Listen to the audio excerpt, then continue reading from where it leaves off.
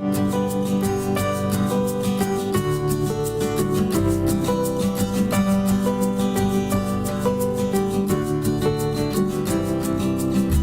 is Everyday Orthodox with Elisa Bielatich, a live listener call-in show where we share the stories of everyday Orthodox people as we get to know the members of the body of Christ. Join the conversation. We invite you to call in with questions at 1-855-AF-RADIO, 1-855-237-2346. It is May 23rd, 2021, and we are live on Ancient Faith Radio. I'm Elisa Bielatich, and this is Everyday Orthodox. Christos Anesti, Christ is risen, Christos Voskrese. I've been practicing all of my different Christ is risens this year as I'm still very excited in the Paschal season. But so we are here pretty much every Sunday night just talking to another everyday Orthodox Christian. I think it's just so beautiful to get to know each other. Orthodox people are fascinating. We have people who have come from faraway lands, people who grew up in interesting immigrant families, and then, of course, people who are several generations American, or a lot of us who kind of stumble across the faith in different ways. And I think it's always fascinating to hear everyone's stories because we're all so different, and yet we have so much in common because here we are finding our way to the church and then living out our life in Christ in our little corner of the world in our own way. So I'm so grateful that you're here tonight to join us. And I'm excited that tonight in the studio, John Maddox is here engineering the program, and he'll be answering your calls. And so you can call in anytime because we are live tonight, 1-855-AF-RADIO, 1-855-237-2346 if your phone doesn't have numbers on it anymore. But so we're right here, and you're welcome to call. And tonight we have a great guest because we have Jeffrey Holton, who is a friend of mine, actually, but I've never met him in person because, it's possible to make friends online, which is kind of a neat thing. And I think when they first came out with the internet and people started making friends online, we all thought, well, you can't really be friends online. You actually can get to know someone over the years, and it's kind of neat. So Jeffrey and I have been in a lot of the same groups over the years. And then it turns out, as we start talking, that we know a bunch of people in common. So actually, I know people at Jeff's church, and I think he probably knows people at mine. So anyway, so without any further ado, I will let Jeffrey tell you all about himself. So welcome to the program, Jeff. Well, Alithos Donesti, and thank you very much. It's a pleasure to be here. Oh, thank you. I'm so glad that we were able to make this work out and that you could come on the show. I'm excited because I feel like we get to have a lot of conversations that are like little snippets of this and snippets of that.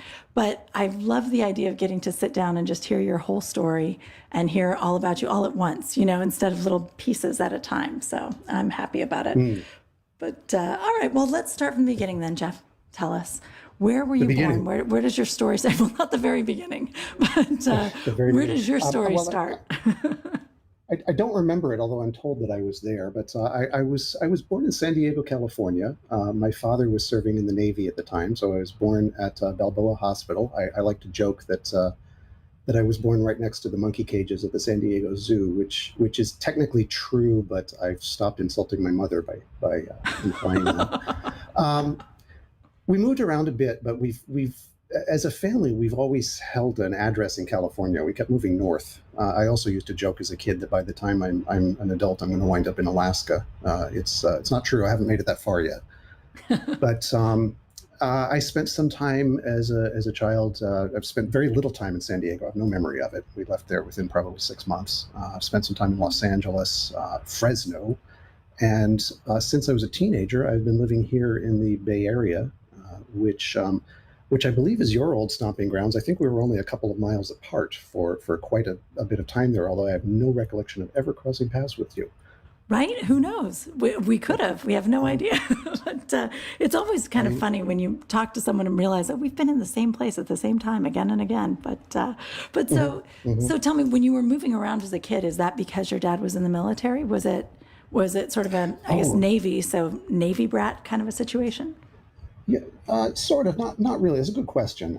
He was active duty when I was born, but he went reserves fairly quickly after that. And he's also got he passed away a year and a half ago. But he had a somewhat unusual story. It's not completely unheard of, but he switched services from the Navy to the Navy Reserves to the Army Reserves, where he finished his military career. But no, I never lived on a base. So the military component of it, it felt to me when I was a child, it was more like almost his hobby. It was a weekend a month and a week or two a year here and there that he would be serving. But other than that, no, he was a non-degreed um, glorified technician. I would say he was a repair engineer. He repaired electronic equipment and understood it in and out very well. And I think that probably did have a lot of shaping on where I've gone with technology. But the Ah, military component of it, I'd say, probably wasn't the primary thing that was driving. I was curious about it, but there was more okay. to him. Well, that's very, so was he a religious man? Like what kind of, I guess, family mood almost like, right? What was the tone of your family? What were things like? Yeah, so I would say yes. First of all, I would say I grew up in a Protestant home, and my parents were very active in their church. They met in church as teenagers in New Jersey, and so yes, I grew up in that milieu, in that context, and it became very important to me as well. Was active in youth groups myself once I became just before a teenager, and on from there. Um, Yeah, yeah, Yeah. and I think that really did shape me. I remember he was active as an elder in the Presbyterian Church, what they would call an elder, which was an elected position where it's like a parish council, what we would consider a parish council member. Right. Was he able to like give communion to people and stuff? I had a great uncle who was an elder in the Presbyterian church, and it was so cool. He would like go to the hospitals and he would bring communion to people. Was he like an elder in that sense, or was it more really parish council, like financial So business and planning and stuff? yeah, it's an interesting question, and I think and I would have to have a caller who's an expert on Presbyterian polity to Right. answer this. I don't think that was something that he had the authority to do. I think that there Okay. are two kinds of elders, and the less common kind is the one who could administer the Eucharist. Okay. So were you guys pretty much Presbyterian the whole time, or was that Yeah, just okay? Excellent. yeah, yeah. Excellent. And what was your mom like? Was she also, I guess, were they both Presbyterian before they met? Like what were their Yeah, backgrounds? yeah, actually, that's interesting that you ask. I guess we could segue into this fairly quickly. So, my mother grew up in basically a Russian family. Her father had emigrated from Kiev, and her mother was American born, but of Slavic extraction. And sometime in the 50s, they left the Orthodox Church and walked down the street to the Presbyterian Church in their community in New Jersey. And I was actually talking to my mom about this a few days ago. I don't think that she really knows or remembers all of the details of that, but in my head, I've constructed this idea that this was at the height of McCarthyism, and I kind of can completely understand in context that as a Russian immigrant in America during the rise of McCarthyism, how would one make an effort to appear American by going to a quote unquote more American looking church? And I never met him. He passed away early the year I was born. But I imagine that I would have a great understanding for what he did and why he did it. And I can't imagine it was easy to do. Um, No, I'm sure it wasn't. That boy, mm, that's interesting. I wonder. It would be interesting to see if there were a lot of Slavic people who felt that they had to distance themselves or felt a pressure to distance themselves during that time. That would make sense, wouldn't it? I mm. had not thought about it, but it certainly would make sense. So they switch over to the Presbyterian church. I assume that then they made themselves comfortable there and they were happy there and they raised their kids there, huh?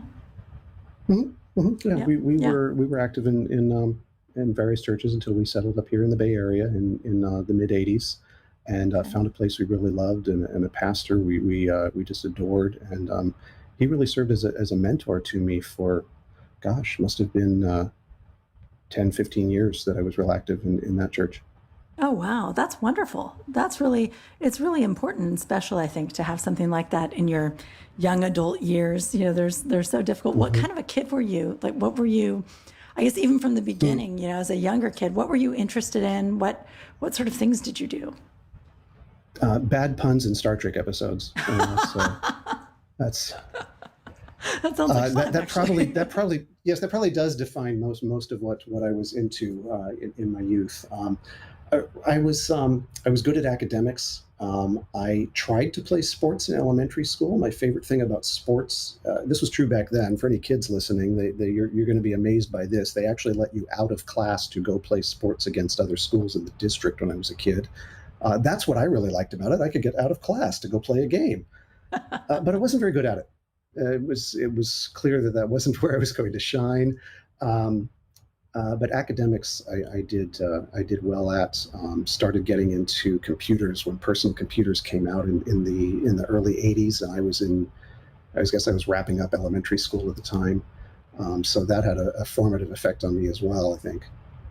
And so you think combined with your dad's sort of kind of engineering mentality, right? His technological bent that you started. Were you like building computers with him and doing stuff like that? Not exactly. I never quite got that far. We did some projects together, and I did some science fair kind of stuff in Neat. elementary and a little bit Yeah. in middle school. And he definitely helped me with that. Um, so that was fun. Yeah, those were neat years too. I mean, they're just even just word processors coming out, and I don't know, the Oregon Trail or whatever. It was neat as the it seems so exciting, and it's so interesting to me that it really has never slowed down. Like there's always something new, there's always something different. We never seem to have a stop, right from those days, right on. But okay, so Yeah, it as you is. were going through high school, then were you still in Fresno, or you were up in the Bay Area by then? It was up in the Bay Area already, and that had a real positive effect as well. I mean, I've been in lots of areas in the country, but one of the things I just love about here is there's a little bit of everything here, and you get a chance to see all of that and to interact.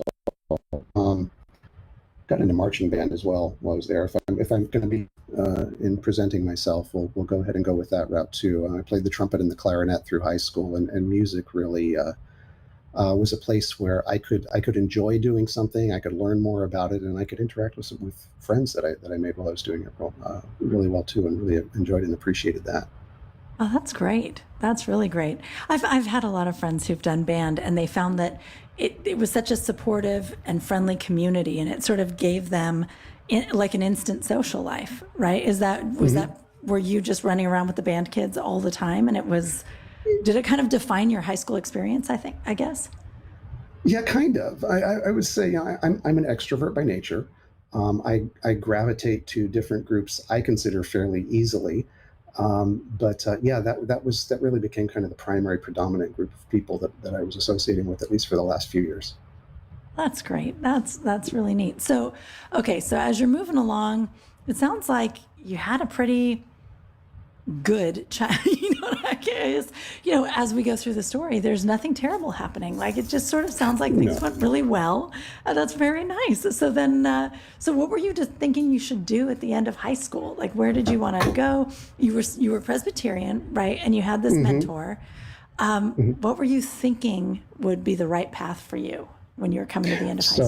So So you're kind of hitting a nail on the head there. It was definitely not in the back of my mind, but way in the front of my mind that pastoring was exactly what I wanted to do. Oh, wow. However, for some reason, the thought of majoring in religion or psychology or philosophy or something like that scared me out of my wits. So I decided I'd go to college and get a civil engineering degree in case this religion thing didn't work out. And and then after about 18 months, I went to a really good civil engineering school. So good that I looked around at the competition and thought, oh boy, I'm not doing very well at this. And about Whoops. three Oh, semesters no. in, you can laugh at this No. one too. About 3 semesters in, I decided I'd switch my major to something really easy. So I switched to computer science. Oh, yeah, because that's so easy. Oh, Yeah, gosh. well, Where were you? so I What got, school were you? so I was at Lafayette College, which is about an hour and 15 minutes north of Philadelphia. Oh, One neat. of the reasons that I went out there, I was actually listening to one of your interviews a couple of weeks ago and thought, what do we do when we're 17 and we just graduated from high school? We try to get as far away as we can. So I'm quoting one of your previous callers. Yep. But my parents had always said that they left New Jersey as soon as they got married, and they never really looked back. They settled in California and decided this was where they wanted to be, and they didn't. They didn't. I think they may have been saying it tongue in cheek, but they didn't have a lot of positive to say about New Jersey, and I wanted to find out why. So I went across the country, quite on purpose, right onto the New Jersey border. I mean, literally, you could roll down the hill and fall into New Jersey from my dorm room. And That's so funny. I discovered that part of Eastern Pennsylvania had something really cool that California did not have, and that's called seasons. Yes. And I loved them. California has 2 seasons, spring and kind of spring. Yeah, absolutely. Back east, they have 4. Well, and it's so interesting, right? Because people who move to places like California or Texas, they don't want the seasons. They're tired of the snow. They don't want the cold. They're like, that place is way too cold. And then, those of us who've grown up in the warm places, we come and we're like, this is the most amazing thing I've ever seen. I love it when it snows in Pennsylvania. It's like the greatest place. But so as a kid, it's funny to me, though, the way that you put that your parents really didn't have a lot of great things to say about New Jersey. So you were like, well, I got to find out what's wrong with it. Kind of, yeah. It was, and the irony, I'd hate to extend this metaphor completely to the breaking point, but the grass is greener on the other side of the fence. I don't know if the grass is greener in wintertime, but the variety is nice. I actually remember one drive I took one October. I drove from college to Rochester, New York, but just driving straight north through Syracuse. First weekend of October, you wind up driving through the fall because, of course, the fall starts in Syracuse a little bit earlier. So it hadn't quite started on October 4th, but leaving in the late morning, you get to see the entire season as you drive those, whatever it is, 6 hours from Philadelphia-ish up north to Syracuse. And it was just beautiful, absolutely beautiful. Wow. I'm scribbling a note to myself right now to take that drive someday when I happen to be up there. But that's neat. So when you went, did you find a lot of, of course, the seasons are a big difference. It really is a big deal to be dealing with the snow when you're a California kid. But what else was different for you? Did you feel like the culture? I feel like the culture there is different. I feel like the people are different. The energy is different. What was it like as a college student? Was that kind of invigorating to you, or was it a little alienating? What did you think?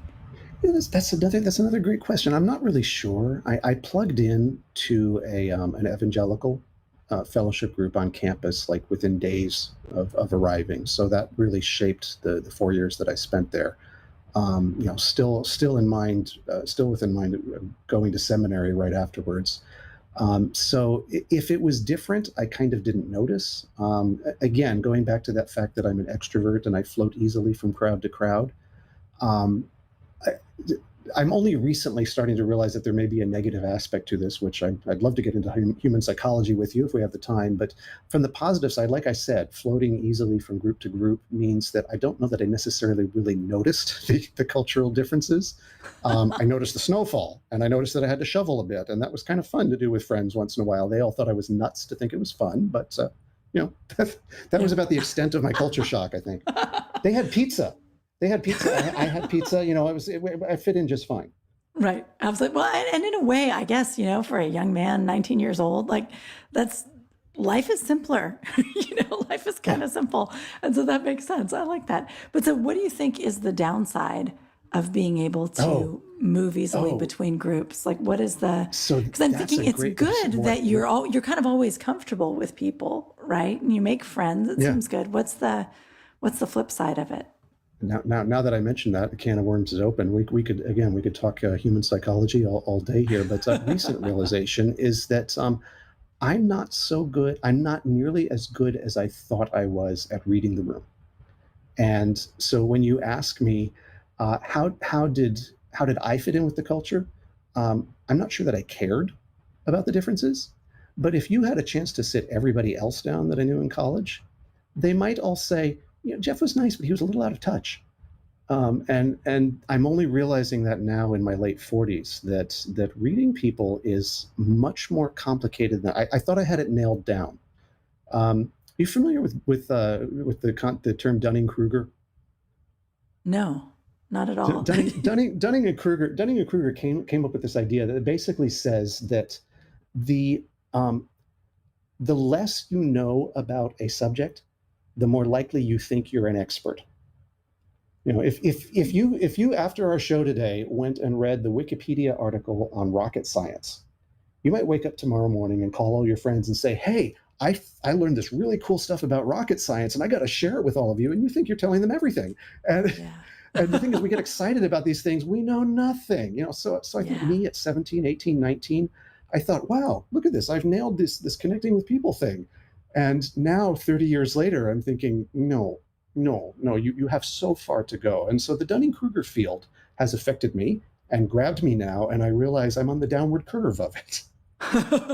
Well, that's interesting because as you were saying that, I was thinking about conversion, right? Like when I Mhm. first walked into the Orthodox Church and I got excited about it, you want to convert everybody you want to tell them all about, and then over time you kind of settle down. You're like, okay, well, that's not a good idea. I'm driving everybody crazy, Mhm. and you Mhm. start to realize too that the things that you were saying were kind of true on the surface, but you lacked a deeper understanding. So you might even have Oh, been misrepresenting things, right?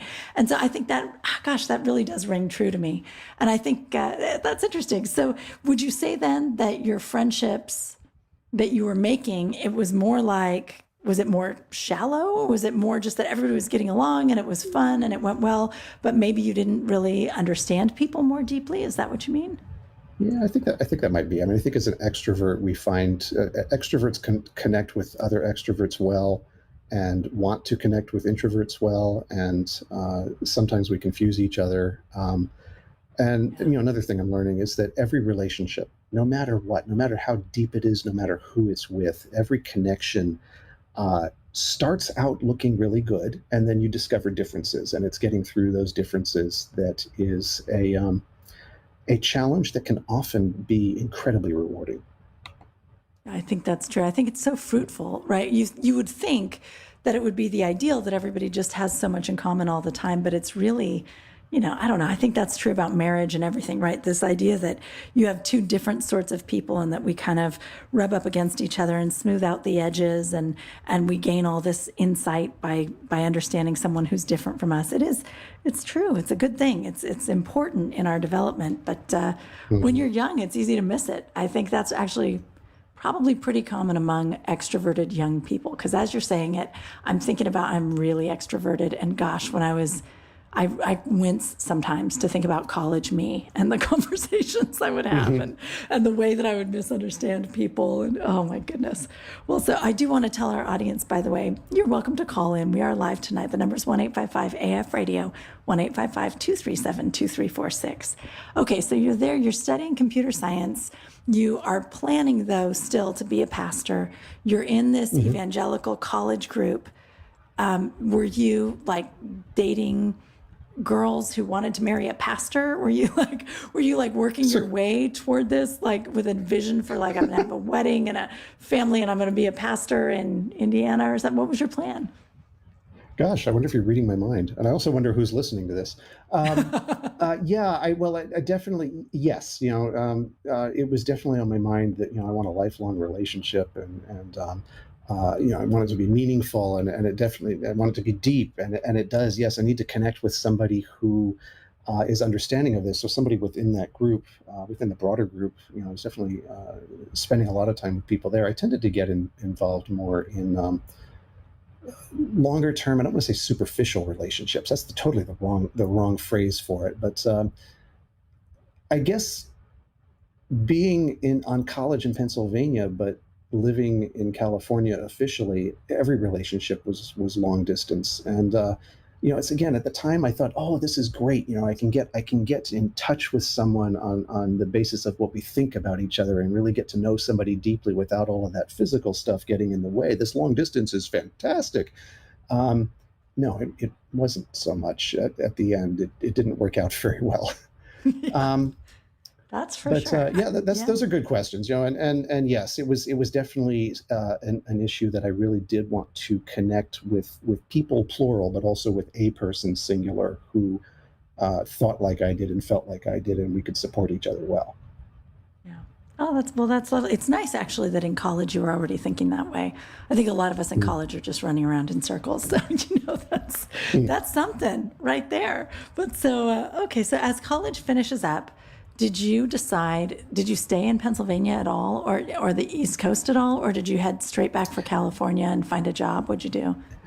Well, again, interesting question. So what wound up happening was I came right back to California and worked as the director of youth ministries for that same church where I grew up in while I was starting seminary. Oh, wow. So you did to, seminary. You went. Oh, cool. Oh, Okay. yeah. Oh, yeah. And that's another story that took, so an MDiv degree, which is what most, I guess what most ministers and priests and everybie everywhere is Is that technically looking for. Masters of Divinity? Masters of Divinity is technically a 3-year program. Since I was working, I was basically taking it half time at the time. So I think I was intending to finish it in somewhere between 4 and 6 years, I guess. Was I taking it full time? I don't even remember. This was 1994. It's a long time It's ago. been a while. So were you working in computer science in the Bay Area at the same time? No. I was Okay. full time as the director of youth. Oh, ministry. right, Well, right. I The was youth sharing. I ministry. was Right. co-directing youth ministries Yeah. at this church. Well, see, it's because I've gone And to too many small Orthodox parishes and I don't think of like, oh, right, that's a full-time job. That's a full. Yeah, no, That's right. It was, That's a and full-time. I also I remember one parish meeting where the minister was explaining the difference between part-time and full-time there, and he said full-time is 50 hours a week and up, and I shouted from the back of the room, "Nobody told me." I bet. Well, I mean, and the truth is for jobs like that, right? No matter what, you're going to be underpaid because it's a lot of hours and a lot of work, but it's got to be so rewarding. What was your favorite part about the youth ministry job? Connecting, absolutely. Yeah. I mean, connecting with those kids, and again, it was in the 2 years I was there. Again, in retrospect, I don't think I connected with them very well as a group, as a whole, but there were 1 or 2 or 3 who we still keep in touch, and I really like that that there was an influence that they appreciated, and there was a connection there, and as adults we're now peers, and we can have conversations in common that are based on relationship that was developed then. That's neat. That's really lovely. What was your least favorite thing about that job? Oh, that's another good question. That Because I think was the it's a first hard place I job, really got. honestly. I got a lot of vocational criticism, which I have Mm-hmm. since been informed is a real common thing in ministry. Mm-hmm. So I should have gotten used to it. But it was really the first time I had to deal with this. Wait a minute, I thought everybody liked me. And it took some psychological, I was again, I'm 21, 22, 23 at this point, thinking that I have my life all put together because I'm still at the top of the Dunning-Kruger curve. And now people are being critical of me. Where did this come from? What do I do with my life now? And that may segue perfectly well. Is what happened among other things. I should whisper this, but I flunked Greek in seminary. So I started rethinking things after 2 years at this job, and thought, okay, maybe I'll try the computer science thing for a while. Let's fall back on that degree. Long story short, I've been in high tech ever since, and it took me a long time to finish seminary. Gotcha. Well, so, I mean, I think that's common, though. I think when you're in ministry, everyone's your boss, kind of, right? Like everyone in the parish feels like, well, we're paying your salary. And it's not like just the pastor is your boss, but I think people give a lot of feedback, and some of it's constructive and some of it's not. But okay. Well, so we're going to take a very short break, just, minute and a half here. We'll take a little break. We'll have some announcements from Ancient Faith Radio, and we'll be right back. And I just want to remind our audience, you're welcome to call in at 1-855-AF-RADIO. That's 1-855-237-2346. We'll be right back with Jeffrey Holton. Everyday Orthodox with Elisa Bieletich will be back in a moment. Give Elisa and her guest a call at 855-237-2346. That's 855-AF-RADIO. This is an Ancient Faith Radio public service announcement. The Mental Health Task Force of the Assembly of Canonical Orthodox Bishops has recently launched 2 mental health initiatives: a national directory of Orthodox mental health professionals and an Orthodox mental health needs assessment that are available at www.assemblyofbishops.org/mental-health. The Directory of Orthodox Mental Health Professionals features licensed Orthodox Christian clinicians across the U.S. who are available to serve as resources to those seeking mental health care, substance abuse care, and/or professional consultation. While the Orthodox Mental Health Needs Assessment is an anonymous survey for all Orthodox jurisdictions, clergy, and lay people across the U.S. The aggregate data from this survey will help the task force better understand and address the mental health needs of Orthodox faithful through the development of ministry resources. Once again, that web address is www.assemblyofbishops.org/mental-health. This has been a public service announcement of Ancient Faith Radio. The Ancient Faith Prayer Book, edited by Archimandrite Vasilios Papavasiliou, brings together the most ancient and popular prayers of Orthodox Christians with some additions that address issues of contemporary life, all rendered in an elegant contemporary English and presented in a compact 4.5 by 7 format for easy use as a daily companion to your prayer life. The Ancient Faith Prayer Book is available in paperback, ebook, and a deluxe leather edition. Also available in cases of 60. A good prayer book is a treasure. Give one to someone you treasure, and get one for yourself when you visit store.ancientfaith.com. We're back with Everyday Orthodox with Elisa Bieletich. Do you have a question for Elisa and today's guest? Call in now at 855-237-2346. That's 855-AF-RADIO. Here again is Elisa. And welcome back to Everyday Orthodox. I'm Elisa Bieletich, and we're live on Ancient Faith Radio tonight talking to my friend Jeffrey Holton. And Jeff is in California. He grew up in California, went to school in Philadelphia for a while for college, and came back to California. And so Jeffrey, you're working on seminary, you know, on your seminary courses, on your MDiv, and you're working in youth ministry, and you realize it's just not the right job for you. And so you go back to computer science, but so you're working, how do I put this? When you realized that job was not working well and you went back over to a computer science career, why didn't that make you feel like maybe you didn't want to be a pastor? You know what I mean? Like, why was that not connected for you? Because that's surprising to me, because I would think that you would feel like, this pastoring is not for me. You know what? I think what I realized was the pastoring, the counseling aspect of it. That I think I began to realize that people come to a minister, a counselor, a spiritual leader for help when they have a crisis, and the thought terrified me that I realized internally, I don't really have my act together. I paint a good face, you know, I show up well, but here you have struggling people coming to another struggling person in the hopes that he's going to fix them and make everything right. I don't think I can do this. So that really was it. And I also had the thought at the time, and we haven't even gotten into politics. I don't even know if we need to, but I had, I don't know if they were extreme, but I had some political views at the time where, like a lot of churches where there is a political spectrum, a spectrum of opinions within the church, both church politics and social politics. I think my ideas could have torn a church apart in a few minutes, because I was definitely one of these kind of hotheads who, again, figured he had it all together and all right, and couldn't understand why anybody didn't see it my way. Right. So I think that I could have really torn a church apart. To be 21 again. Right. Oh, but gosh. the thing was, I realized that. And I think that's I am going to raise my hand and say this is a credit to me, because I don't think a lot of people realize that. I realized that I've got these ideas and I'm absolutely sure of them.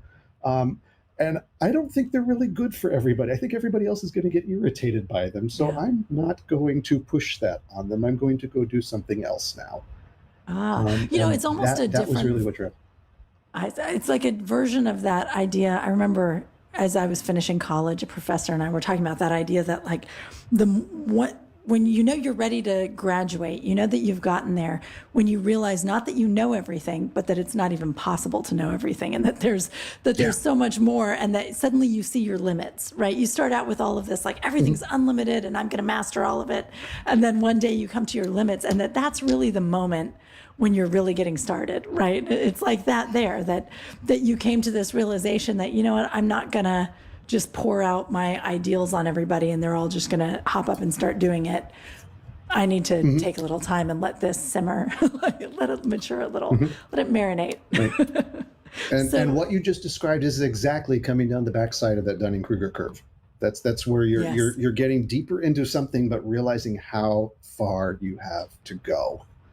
Yes. How much more there is to learn.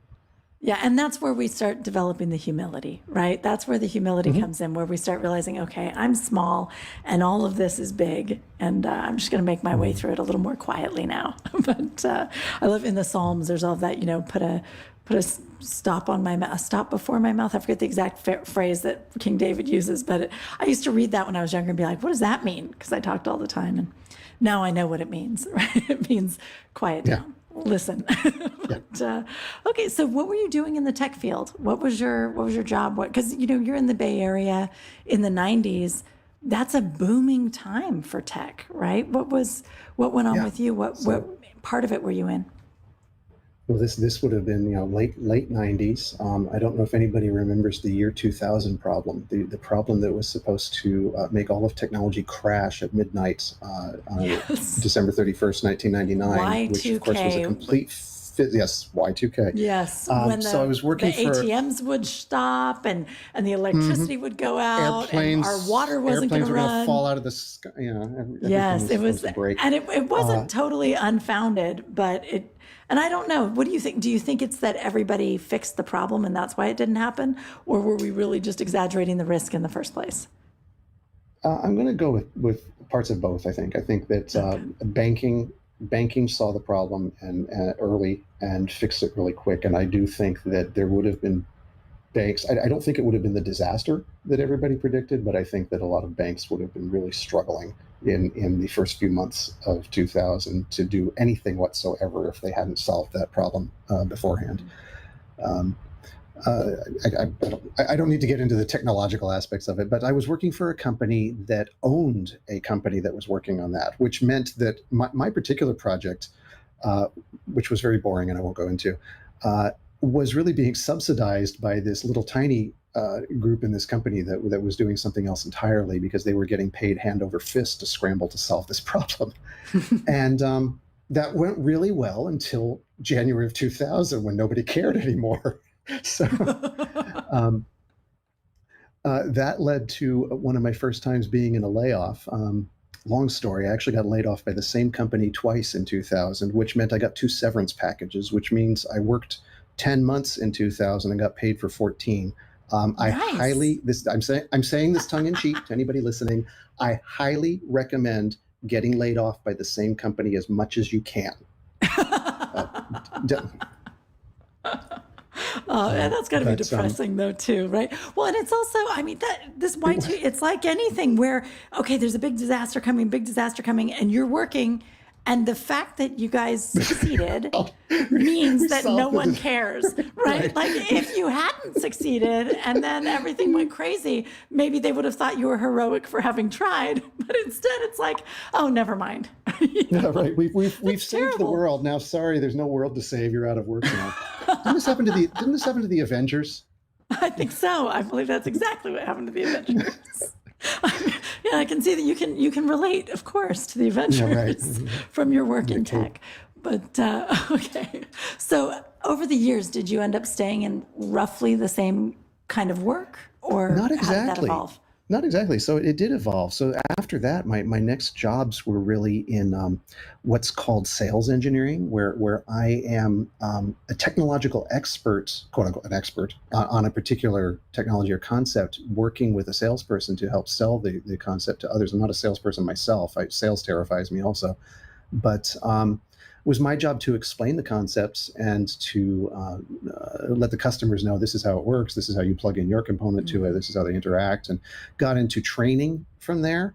And what I really do now is I'm more or less a tech writer and what's called an instructional designer. I write technical training for some audience to consume. That audience could be end users, internal managers, other engineers. It just depends on the project that I'm working on at the moment. But I love that aspect of taking this the way I describe it, and including in when I'm being interviewed for a new job, is my job is to listen to what an engineer describes and translate it into English. Because Yes. if Yeah, you know I was just going to engineers, you know, say they it's don't always- translation.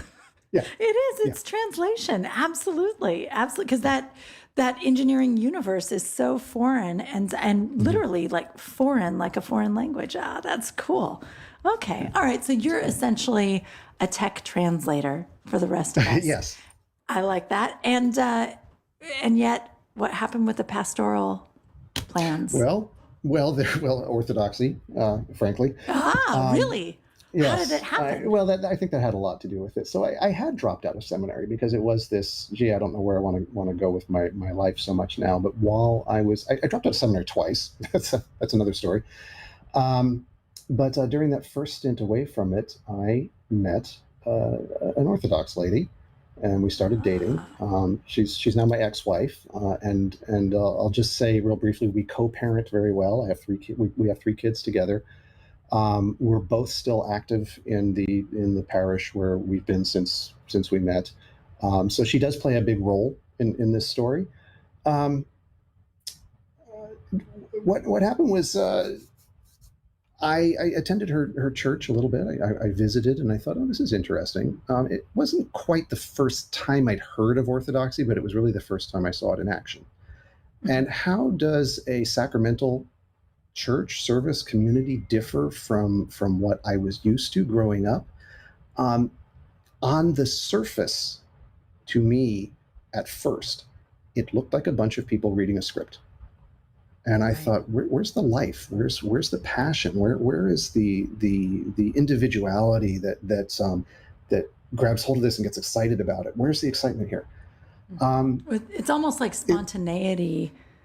Like you start to think that spontaneity is a critical aspect of religious expression, right? And it's, well, maybe it isn't. Right. But, but what I found in interacting with the people outside of liturgy and going on these church weekend retreats and stuff with them is that all of these people, all of the lay people at this parish were light years ahead of me in what they understood about faith. And I wanted whatever it was that they had. yeah. We got married. I wasn't Orthodox yet when we got married, but I remember the priest asked me, "What name do you want me to use?" During it was an Orthodox ceremony. He said, "What name do you want me to use?" And I said, "Well, I'm aware that in theory, Jeffrey in Greek is Theophilus. So when you're using the Greek lines, if you want to refer to me as Theophilus, I think that might be appropriate." So he did. And I thought that was kind of neat. And again, not to extend the metaphor too much, but I felt, to me, that was kind of a when in Rome experience, part of the reference when in Constantinople. But I like that. I like that I was able to have that connection. I saw myself as a bridge between these two faith groups because I had a respect for Orthodoxy, and obviously half the people attending that wedding that day were from my church community, and so some of this might have been foreign to them, and I wanted to reassure them, yes, some things look a little different here. They're legit. This is real Christianity. That's right. It's okay. It's okay. But you're a bridge. Look at that. I think your work is bridging, right? Translation is bridging, and so it's interesting that you were feeling like a bridge in that way. That's kind of neat. Yeah. That's very cool. So you got married, but you weren't yet Orthodox. Right. Okay. And I think what happened is a couple of years later, she comes home from confession one day and she's beaming, and again, I'm not Orthodox at this point. I kind of get it. I kind of understand. I saw it as at least catharsis. I can get why you'd have a positive emotional reaction to that, unloading some stuff and coming back home. Mm-hmm. And she says, "Father wants to talk to you." And I laugh and I said, I know exactly what this means. I know where this is going. I should specify by this point. So the first year we were married, she came to. We were living near the church where I grew up. She came to church with me. After a year of marriage, we moved in with her parents briefly to save up money to buy a house. And during that time, I thought, okay, equal time, fair is fair. I'm going to go to her church for the next year. She's coming to church with me. It's my turn. Oh. About 6 months into that, I realized, and I'm still kind of having this mindset that everybody's following a script. I'm kind of getting it, but I realized, well, first of all, somebody comes up to me after church one day and says, "Are you interested in joining parish council?" And I said, I don't think I can. But where was I going with that? One of the things that I realized was I'm here as a spectator. I'm absorbing stuff, but I'm not quite getting it. I need to do something that I can get involved with. I can't be on a parish. Oh, hey, I can join the choir. So I asked the choir director, dumbest question ever. I said, "Do I need to be Orthodox to be in the choir?" And she looks at me like eyes wide open. She's like, "No." Yeah. So yeah, we'll take choir members, sure. Yeah. So Exactly. I joined. I was in the choir every Sunday for gosh, it must have been 2 or 3 years. Wow. And it reached the point where during the communion prayers, when everybody would be saying, "I believe this is truly your pure body and this is truly your precious blood." And I'm up in the choir loft singing all the hymns one day and it hits me, I believe this. What do I do now? So that was around the time she comes home from confession and shares this with me. And I said, okay, I'm going to get Father my knows. list. Yeah, he's on to you. He's on to you. I said, I'm going to get my list of grievances together and I'll go meet with them and we'll run through them. And I typed out this 2-page list of issues that I had with Orthodoxy.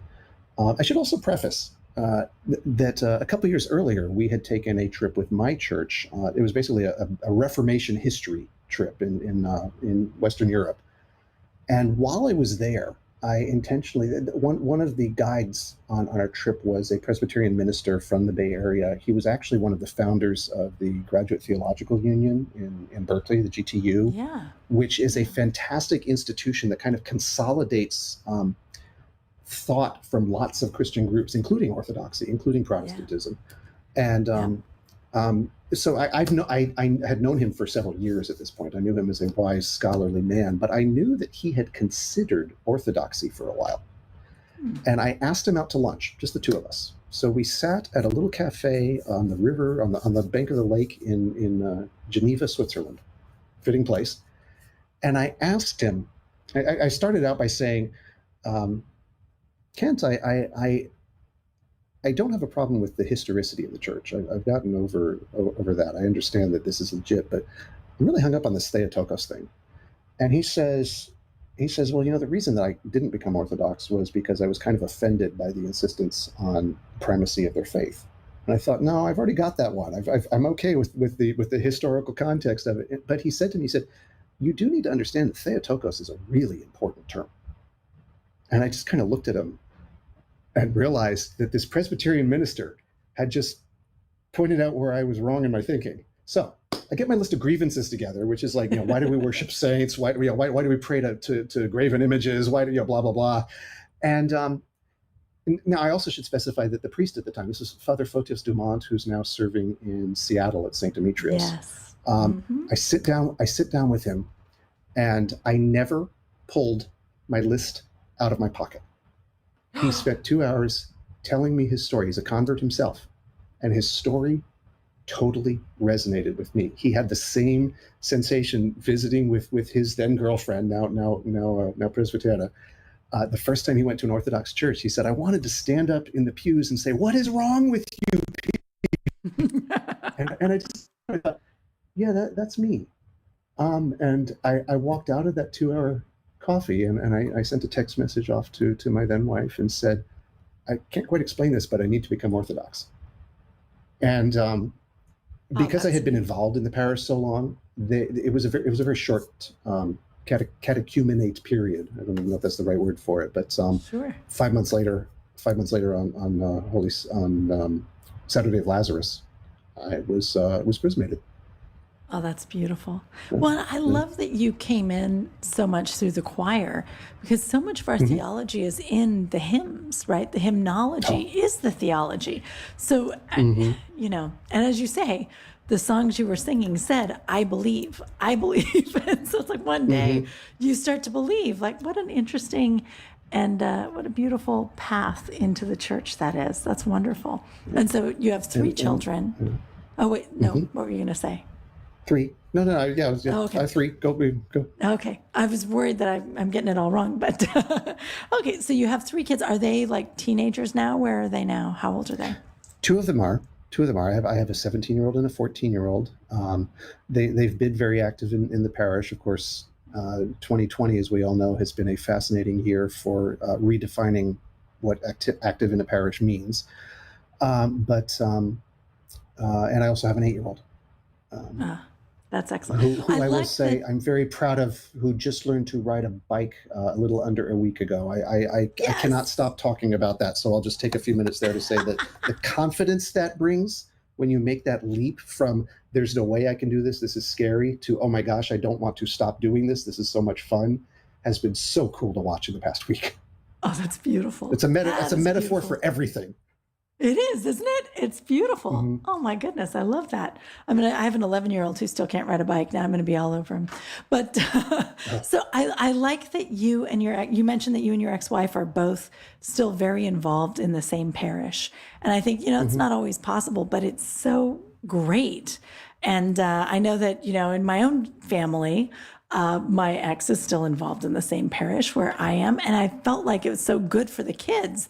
And it was funny because a couple of years ago, my friends were like, I'm going to give them dirty looks for you. And I was like, don't give them dirty looks. Like, please, it's so important for the kids to see that we are both still here and we are both still, we're worshiping together, but also that the church community is so important that of course I wouldn't walk away from it over something like that. And I think that is a really important and beautiful thing. It's wonderful that you two have been able to do that. I'm impressed with that, and I hope to follow that example.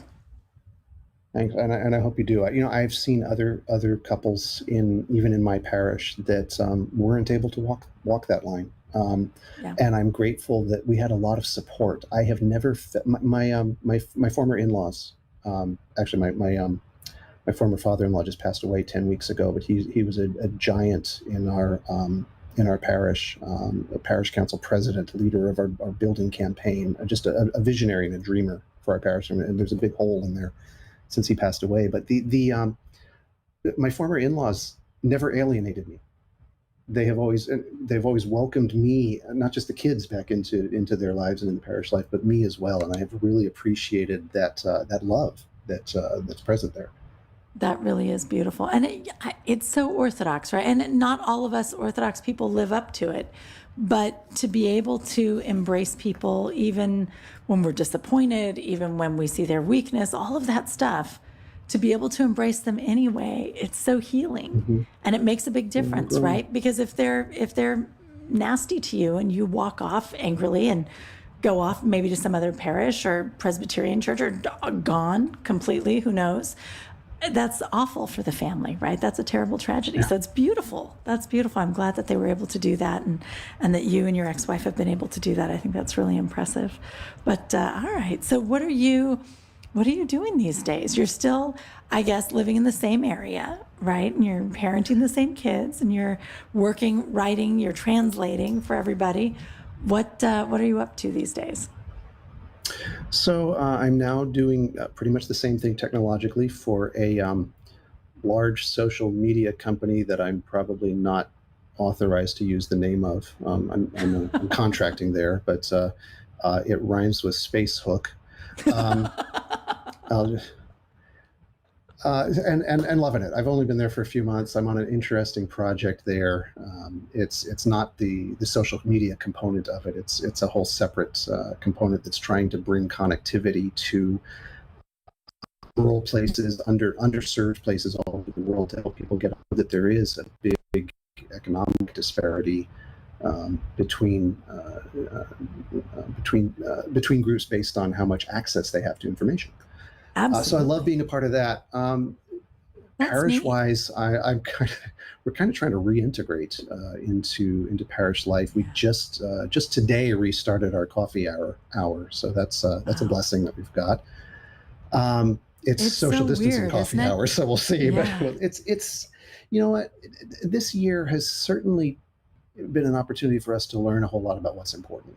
When you're stripped down to doing nothing except what is most important, you figure out what makes you angry. And I know I say that in the sense that there's a spectrum of opinions in the church right now of what are our bishops doing? Are our bishops all under the influence of Satan because they say we can't meet together in church and God says we should worship? Or, gosh, is the way to save us through accepting the fact that, yeah, for a while we need to follow these jurisdictions? And there's all these spectrums of opinions. But one of the things I love about Orthodoxy is that the spectrum of opinions is welcome.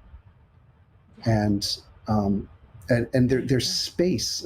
My ideas about so many things have changed since I became Orthodox, because they were allowed to. They were allowed to have some influence in there. I love the fact that if you try to line up the political platforms of the two major parties in the U.S. with Orthodox, I don't want to say Orthodox teachings, but the charisma of the church, sure, they don't line up well, and I like that. I like that there's no party I can point at that says this is the party that the Orthodox should be affiliated with. Yeah, I totally agree. I And it's love so that neat. there's this room for discussion. Yeah, absolutely. And nobody's boxed in. And I think it is beautiful. I think it's wonderful that there is room for so much. I don't want to say disagreement. We'll say diversity of opinion, right? But it's true. We have different takes on Discussion. it. And to be able to hear someone who believes the exact opposite of you and sort of respect what the roots of that are and where they're coming from and love them anyway, even though you think they're wrong. What a beautiful church. Surely this is what Christ intended, right? Surely it is. No, I'm with you. I love Orthodoxy. I think it's so beautiful. And so you're just now sort of coming back and getting integrated. Out of curiosity, how's that going with the kids? Because it's really rough with mine. So I'm curious. Interesting. Are your kids excited to be back? I think so. Now, again, trying to get the word excitement out of a teenager's mouth. As if you have teenagers, you know that this is always a challenge. But love my kids dearly. We've gone to church together. My son, bless him, my 17-year-old, spoke so eloquently at his grandfather's funeral. He was one of the speakers who came forward, along with my godfather and a couple of others. Just loved what he had to say, and it was totally in context of all of the activity that they did together around the parish. And around the kitchen, which again I also think are related. We eat food as a metaphor, and I don't say this lightly. We eat together as a family. We eat together as a parish, so to speak. And Yes. both of those are very important, and both of those have a huge component in who we are and who we're becoming. What am I doing there now? I am trying to find a place to plug in again. I have served as a parish council member. I've served as a Sunday school teacher. I'm thinking of, I hope the choir director isn't listening, because she's going to call me right afterwards if she hears this, but I'm thinking of joining the choir again. She's listening. I'm joining the choir You again. can't say that casually. You just joined the choir again. No, It just happened. I think that was it. I think I just got committed by saying that. I think that was it. Yeah. And as you well know, what else am I doing? I'm real involved in some of these online Orthodoxy communities, which I know online Orthodoxy as a term has gotten some sort of pejorative criticism to it. And it's well deserved. It's a disaster, but there are also some But that's the thing, beautiful that's us. conversations and friendships, and there are some good things. I always like your presence in these kind of crazy groups, because I think you and I both try to call. Okay, everybody, settle down. You're all wrong. Relax. It's fine. Right. Not just you're all wrong, but this is the point that I want to get across is not the judgmental finger saying all of you are wrong. It's all of us are wrong. That theosis comes out of this insanity. Theosis comes from this. You started out. You mentioned humility earlier in our chat today, and we need to get to a point, because if we take ourselves seriously and think we have all the answers, we're not helping anybody get anywhere. That's right. That's right. And it's always humility. It always comes down to that. And it really is true. Gosh, Jeff, it is such a good I'm so happy to have gotten the opportunity to be able to talk to you. I knew you would be fascinating to listen to for an hour, and you were. And so thank you so much, Jeff. We really appreciate you coming on the show. Well, this was a lot of fun. Thank you so much for this time, and I hope I hope that that listeners have a blessing from this as well, and it's helpful to their own walk and their own path, whatever path they're on. You know, it's a neat thing. I think it always is. I think whenever we're connecting and we're really being honest with one another, there's always good fruit. There's always something beautiful that comes from it. And thank you so much to our audience. Thank you for joining us. And come back next Sunday night, and we'll have another Everyday Orthodox Christian for you to get to know. Thanks so much, Jeff. And thank you to all of you. We'll see you next week. Thanks.